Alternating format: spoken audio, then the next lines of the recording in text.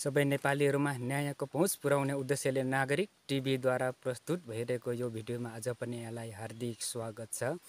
आज पनि म एउटा नयाँ विषयको भिडियो लिएर उपस्थित भइसकेको छु। च्यानलमा नयाँ हुनुहुन्छ भने च्यानललाई सब्स्क्राइब गर्नुहोस्। यस च्यानलमा मैले नेपालमा बनेका नीति नियम तथा सरकारी कामकाजहरूको बारेमा जानकारी दिँदै आएको छु। आजको विषय स्थानीय सरकार सञ्चालन ऐन 2074 को दफा 12बाट वडा समितिको काम कर्तव्य र अधिकारबाट सुरु गरौँ। आजको विषय स्थानीय सरकार सञ्चालन ऐन 2074 को दफा 12 वडा समितिको काम कर्तव्य र अधिकार। उपदफा 1 वडा समितिको काम कर्तव्य र अधिकार कार्यपालिकाले तोके बमोजिम हुनेछ भनिएको छ। कार्यपालिका भनेको गाउँपालिकाको कार्यपालिका हो, गाउँसभालाई मानिन्छ। अर्को छ उपदफा 2। उपदफा 1 बमोजिम कार्यपालिकाले वडा समितिको काम कर्तव्य र अधिकार तोक्दा कम्तीमा देहाय बमोजिमको हुने गरी तोक्नुपर्नेछ भनेर यहाँ मापदण्डहरू राखिएको छ। क वडाभित्रका योजना तर्जुमा कार्यान्वयन तथा अनुगमन। 1 सहभागितामूलक योजना तर्जुमा प्रणाली अनुसार बस्ती वा टोल स्तरबाट योजना तर्जुमा प्रक्रिया अवलम्बन गरी बस्ती तथा टोल स्तरीय योजनाको माग सङ्कलन, प्राथमिकीकरण तथा छनौट गर्ने। 2 टोल विकास संस्थाको गठन र परिचालन तथा वडाभित्र सञ्चालन हुने योजनाहरूका लागि उपभोक्ता समितिको गठन तथा सोको अनुगमन गर्ने। 3 वडाभित्रका योजना तथा भौतिक पूर्वाधारको संरक्षण, मर्मत, सम्भार, रेखदेख तथा व्यवस्थापन गर्ने पनि वडा कार्यालयको अथवा वडा समितिको काम कर्तव्य र अधिकारभित्र पर्दछ। अर्को छ नम्बर खमा तथ्याङ्क अद्यावधिक तथा संरक्षण। 1 निजी घर तथा घर परिवारको लगत राख्ने। 2 ऐतिहासिक, पुरातात्विक, सांस्कृतिक तथा धार्मिक महत्त्वका सम्पदा, प्राचीन स्मारक, सार्वजनिक तथा सामुदायिक भवन, सार्वजनिक ऐलानी प्रति जग्गाको लगत राख्ने तथा संरक्षण गर्ने। 3 खुला क्षेत्र, चोक, घाट, पाटी, पौवा, सत्तल, धर्मशाला, धार्मिक तथा सांस्कृतिक स्थल, डाँडापाखा, चरण क्षेत्र, पानीको मूल, पोखरी, तलाउ, इनार, कुवा, धारा, ढुङ्गे धारा, गुठी घर, बाटो, सडक, पुल, पुलेसा, कुलो, नहर, पानीघट्टा, मिलको तथ्याङ्क सङ्कलन गरी अद्यावधिक लगत राख्ने, संरक्षण गर्ने र खण्डीकृत तथ्याङ्क र सूचना सहितको वडाको प्रश्नचित्र तयार तथा अद्यावधिक गर्ने पनि वडा समितिको काम कर्तव्य र अधिकारभित्र पर्दछ। अर्को छ नम्बर ग विकास कार्य। 1 बाल उद्यमको व्यवस्थापन गर्ने। 2 अनौपचारिक शिक्षा कार्यक्रम, शिशु स्याहार तथा प्रारम्भिक बाल विकास केन्द्र सञ्चालन र व्यवस्थापन गर्ने। 3 पुस्तकालय, वाचनालय, सामुदायिक सिकाइ केन्द्र, बाल क्लब तथा बाल सञ्जालको सञ्चालन र व्यवस्थापन गर्ने। 4 वडा तहको स्वास्थ्य संस्था तथा सेवाको व्यवस्थापन गर्ने। 5 खोप सेवा कार्यक्रमको सञ्चालन, व्यवस्थापन तथा समन्वय गर्ने। 6 पोषण कार्यक्रमको सञ्चालन तथा समन्वय गर्ने। 7 वडा तहमा स्वास्थ्य जनचेतना विकास तथा स्वास्थ्य सूचना कार्यक्रमको सञ्चालन गर्ने पनि वडा समितिको काम कर्तव्य र अधिकारभित्र पर्दछ। नम्बर 8 शहरी तथा ग्रामीण स्वास्थ्य क्लिनिकको सञ्चालन गर्ने गराउने। 9 सार्वजनिक शौचालय, स्नानगृह तथा प्रतीक्षालयको निर्माण र व्यवस्थापन गर्ने र गराउने। 10 वडा स्तरीय सामुदायिक धाराको प्रबन्ध, कुवा, इनार तथा पोखरीको निर्माण, संरक्षण र गुणस्तर नियमन गर्ने। 11 घरबाट निकास हुने फोहोर मैलाको सङ्कलन र व्यवस्थापन, चोक तथा गल्लीहरूको सरसफाइ, ढल निकास, मरेका जनावरको व्यवस्थापन, सतही पानीको निकास तथा पानीको स्रोत संरक्षण गर्ने र गराउने। 12 कृषि तथा फलफुल नर्सरीको व्यवस्थापन, समन्वय र प्रवर्धन तथा वडा स्तरीय अगुवा कृषक तालिमको अभिमुखीकरण गर्ने। 13 कृषि बिउ, बिजन, मल तथा औषधिको माग सङ्कलन गर्ने। 14 कृषिमा लाग्ने रोगहरूको विवरण सङ्कलन गर्ने। 15 पशु पक्षी विकास तथा छाडा चौपायाको व्यवस्थापन गर्ने। 16 वडाभित्रको चरण क्षेत्र संरक्षण तथा व्यवस्थापन गर्ने पनि वडा कार्यालयको काम कर्तव्य र अधिकारभित्र राखिएको छ। नम्बर 17 स्थानीय समुदायका चाडपर्व, भाषा, संस्कृतिको विकासको लागि कला, नाट्य, जनचेतनामूलक तथा सांस्कृतिक कार्यक्रम गर्ने र गराउने। 18 स्थानीय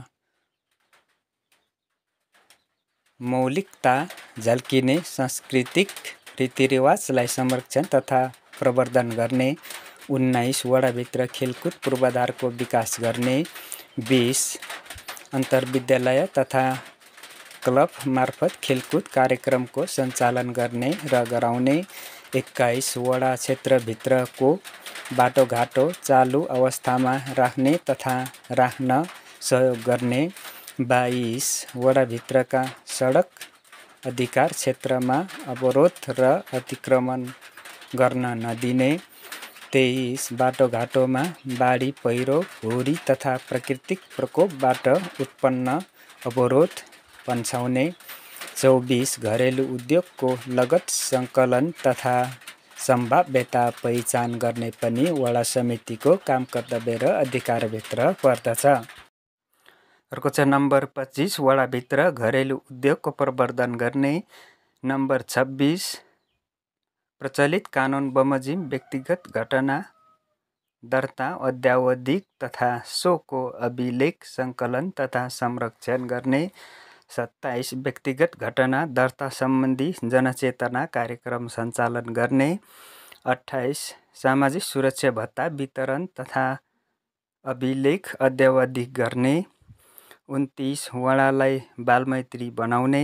30 वडाभित्र आर्थिक तथा सामाजिक रूपमा पछि परेका महिला, बालबालिका, दलित, अपाङ्गता भएको व्यक्ति, ज्येष्ठ नागरिक, अल्पसङ्ख्यक, सीमान्तकृत समुदायको अभिलेख राखी सामाजिक र आर्थिक उत्थान सम्बन्धी काम गर्ने।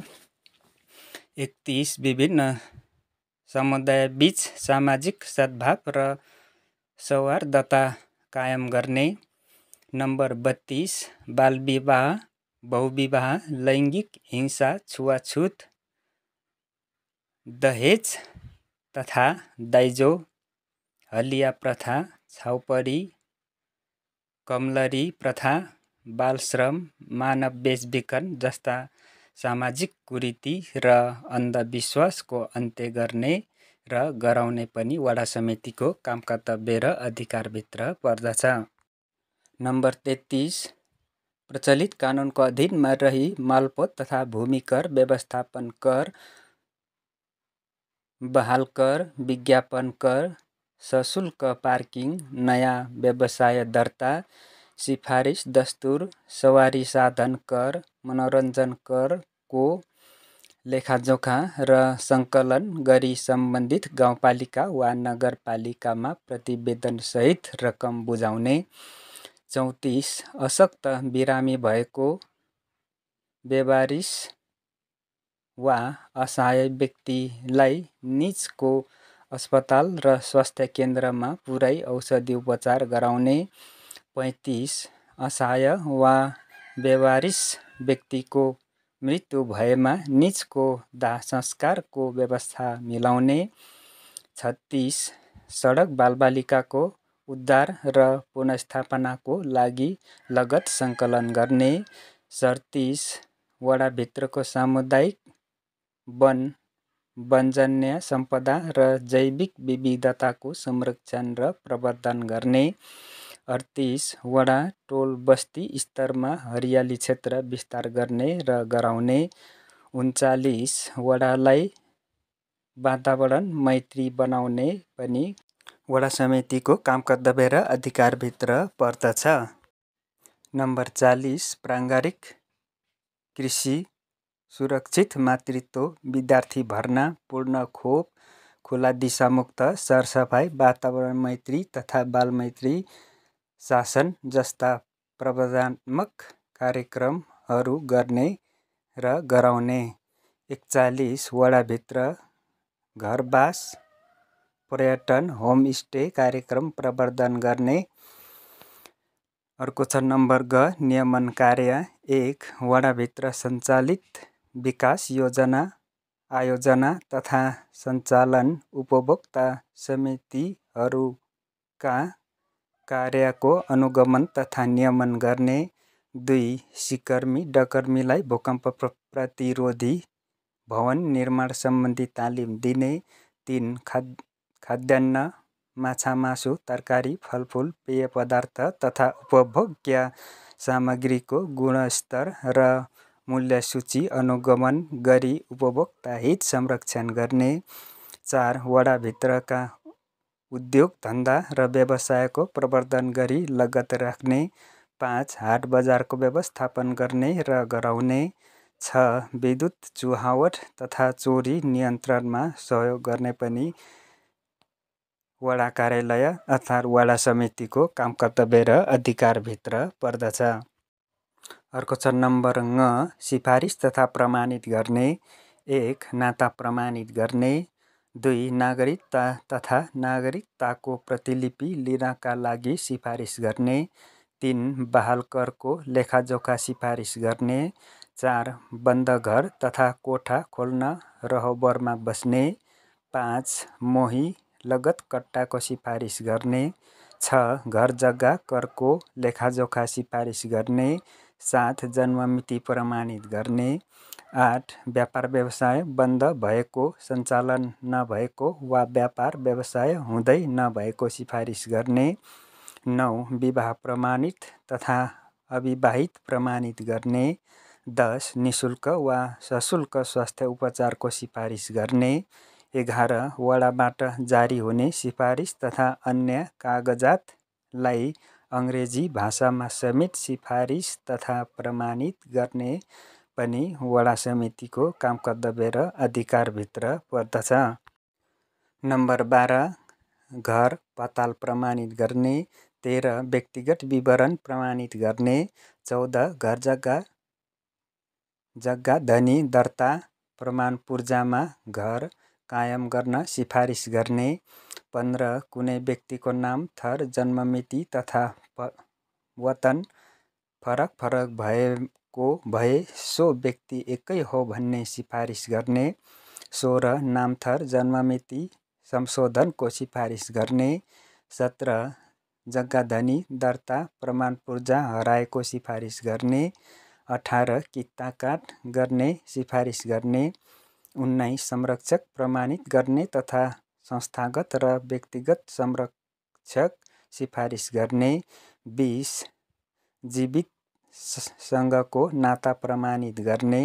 21 मृतकसँगको नाता प्रमाणित तथा सरजमिन सिफारिस गर्ने। 22 जीवित रहेको सिफारिस गर्ने।